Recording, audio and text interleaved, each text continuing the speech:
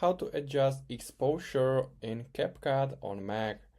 So firstly, open your project and select the clip where you want to adjust the exposure, or you can just select the whole video and you can set the whole or adjust the whole exposure.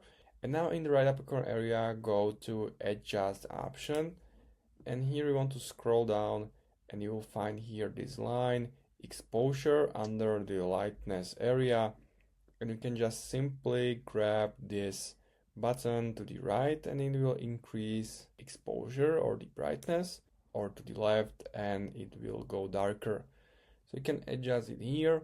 Also, I like to play with the sharpen and the clarity.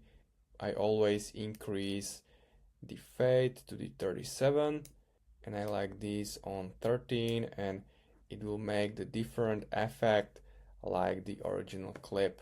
So the exposure option is here. You can make it even lighter and it will look like this. If you find this video helpful, please consider subscribing and see you next time.